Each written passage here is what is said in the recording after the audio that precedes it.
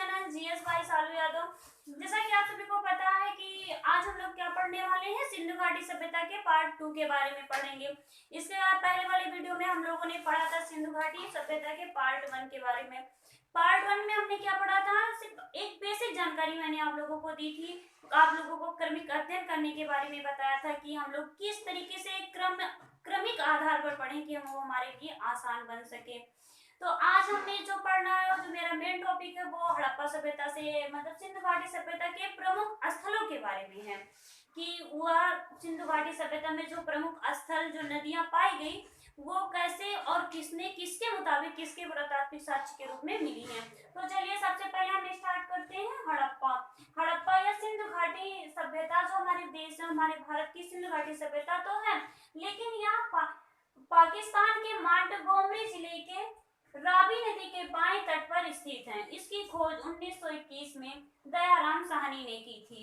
यह पाकिस्तान के, ये जो वर्तमान में है, पाकिस्तान के मांटगोमरी जिले जो पंजाब प्रांत के पाकिस्तान में वो स्थित है और यह रावी नदी के बाएं तट पर थी। इसकी खोज 1921 में दयाराम साहनी ने की थी। इसमें जो साक्ष्य मिले हैं, क्या क्या साक्ष्य मिले हैं, इसके बारे में हम बात करते हैं, जिसके आधार पर यह पाया गया कि यहाँ ये चीजें होती थी, यहाँ इसका केंद्र था। तो सबसे पहले इसमें साक्ष्य देखेंगे सब जो इसमें मिला है। इसमें मजदूरों के निवास मिले हैं, जो श्रमिकों के रहने के स्थान पाए गए हैं। ये विशाल स्नानागार जहाँ अन्न भंडारण के केंद्र पाए गए हैं। उसके बाद कांसे के दर्पण में जहाँ कांसा, तांबा और टीने को मिलाकर कांसे का निर्माण किया गया, कांसे के दर्पण। और तरबूज का बीज, यहाँ से तरबूज के बीज का भी साक्ष्य मिला है। उसके बाद आ जाते हैं मोहनजोदड़ो। ये जो दोनों मेन है, मोहनजोदड़ो और हड़प्पा, ये दोनों पाकिस्तान में ही पाए गए हैं। तो मोहनजोदड़ो पाकिस्तान के लरकाना जिले में सिंधु नदी के दाहिने तट पर स्थित है। इसकी खोज राखाल दास बनर्जी ने 1922 में की थी। पाकिस्तान के लरकाना जिले में सिंधु नदी के किनारे दाहिने तट पर स्थित है। इसकी खोज राखाल दास बनर्जी ने 1922 ईस्वी में की थी। इसमें क्या क्या साक्ष्य मिले हैं, चलिए हम देखते हैं। विशाल अन्नागार, विशाल स्नानागार, काशी की मूर्ति, महाविद्यालय, एक श्रृंखली पशु मुद्राओं पर अंकित चित्र। विशाल अन्नागार, और ये विशाल अन्नागार अगर कभी कभी क्वेश्चन में पूछता है विशाल अन्नागार के बारे में, जो हड़प्पा सभ्यता और मोहनजोदड़ो दोनों में पाया गया है। विशाल अन्नागार के भाई अन्न भंडारण के केंद्र जो पाए गए हैं, ये हड़प्पा सभ्यता और मोहनजोदड़ो दोनों में पाए गए हैं। लेकिन जो पूछा जाता है कि मेन हो जाता है कि मोहनजोदड़ो और हड़प्पा दिया जाता है, तो मोहनजोदड़ो में विशाल अन्नागार के, वो हड़प्पा सभ्यता में अन्नागार के साक्ष्य मिले हैं। उसके बाद आता है विशाल स्नानागार। यहाँ एक कुंड होता था, सागर के रूप में पाया गया है, जहाँ एकत्रित होकर मानव स्नान किया करते थे। इसके साक्ष्य मिले हैं। उसके बाद काशी की मूर्ति स्थापित की गई थी। एक महाविद्यालय का निर्माण हुआ था। एक श्रृंगरी पशु मुद्राओं पर अंकित, एक इनका जो पशु था, एक श्रृंगरी पशु, इनके इसके साक्ष्य मिले हैं। एक श्रृंगरी पशु, ये मुद्राओं पर अंकित चित्र मिले हैं इसके। उसके बाद आते हैं लोथल, जो हमारे देश, जो हमारे सभ्यताओं के बाद आ जाता है लोथल। लोथल की खोज कहाँ हुई, लोथल उसके उत्खनन करता कौन है, या किस नदी के किनारे पाया गया, तो इसके बारे में हम पढ़ेंगे। इसके पहले हम देखते हैं मोहनजोदड़ो और हड़प्पा। मोहनजोदड़ो हड़प्पा सिंधु घाटी सभ्यता की राजधानी के रूप में जानी जाती है। फिर आता है हमारा जो लोथल की बात करते हैं, उत्खनन, इसके उत्खनन करता, इसकी खोज रंगनाथ नराव ने 1957 में गुजरात के अहमदाबाद में भोगवा नदी के किनारे की थी। लोथल की खोज रंगनाथ राव ने 1957 में गुजरात के अहमदाबाद में भोगवा नदी के किनारे इसकी खोज की थी। इसे लघु हड़प्पा या लघु मोहनजोदड़ो भी कहा जाता है। इसके जो मेन टॉपिक में आते हैं कि इसमें क्या क्या साक्ष्य मिले हैं, जिसके हम लोग जानते हैं कि इसकी खोज के बारे में हमने जान लिया, या किस नदी के तट पर मिला, ये भी हमने जान लिया। इसकी खोज किसने की थी, इसके बारे में भी जान लिया। अब हम देखते हैं इसके साक्ष्य के बारे में, इसमें क्या क्या साक्ष्य मिले हैं।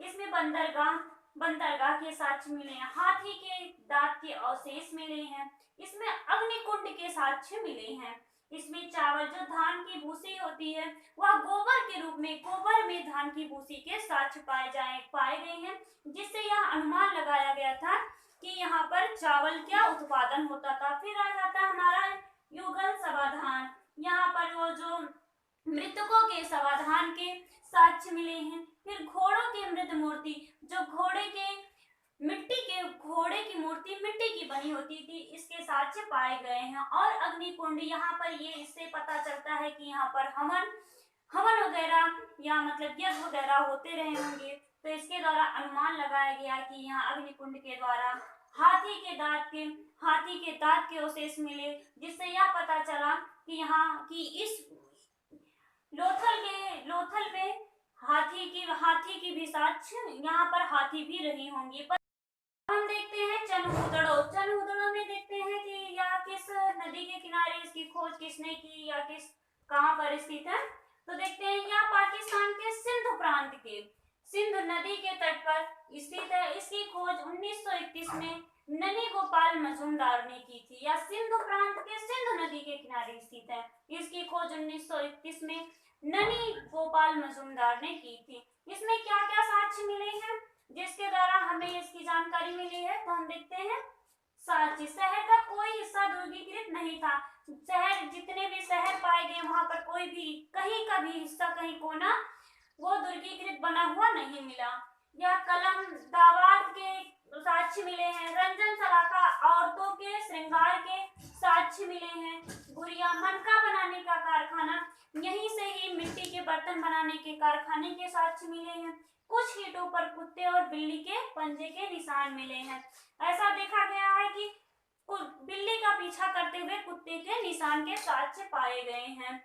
अब देखते हैं रोपड़ में क्या साक्ष्य मिले हैं, कहाँ से मिले हैं, या किस नदी के किनारे बसा हुआ है। तो देखते हैं यह भारत के पंजाब प्रांत के रूपनगर जिले में सतलज नदी के किनारे स्थित है। इसकी खोज यंगदत्त शर्मा ने 1953 ईस्वी में की थी। यह भारत के पंजाब प्रांत के रूपनगर जिले में सतलज नदी के किनारे स्थित है।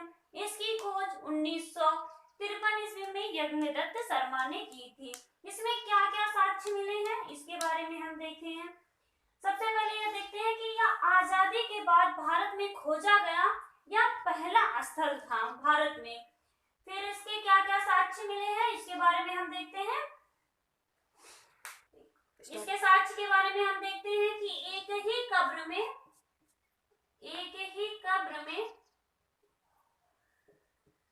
मालिक के साथ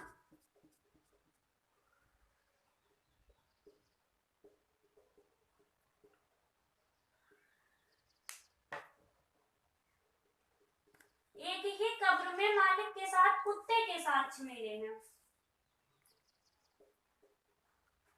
ऐसा देखा गया है कि एक ही कब्र में मालिक के साथ कुत्ते के साक्ष्य मिले हैं। लोग मानते हैं कि कोई मनुष्यों ने कुत्ता पालना, कुत्ते को अपना साथी बनाना स्टार्ट कर दिया था। संस्कृत के 5 लक्षण इसी में मिले हैं। तो इसके बाद अब आते हैं हम कालीबंगा।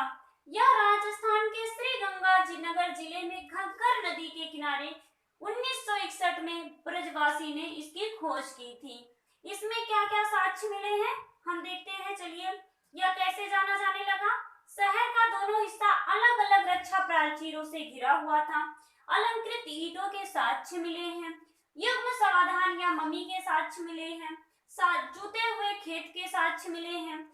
2 फसली खेती के साक्ष्य मिले हैं, जैसे चना और सरसों एक ही में, मतलब जैसे चना और सरसों एक ही खेत में साथ में बोए जाने के साक्ष्य मिले हैं। पूर्व हड़प्पा या उत्तर हड़प्पा काल की त्रिस्तरीय बस्ती के प्रमाण के मिले हैं। भूकंप के प्रमाण के साक्ष्य कालीबंगा से ही प्राप्त हुए। कच्ची मिट्टी के ईंटों के घर के प्रमाण इसी कालीबंगा में पाए गए हैं। तो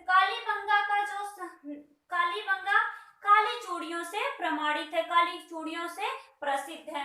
कालीबंगा को काली चूड़ियों से निर्मित किया जाता है। उसके बाद अब हम आ जाते हैं बनावली पे। अब चलिए देखते हैं बनावली बनावली बनावली या हरियाणा में सरस्वती नदी के किनारे स्थित है।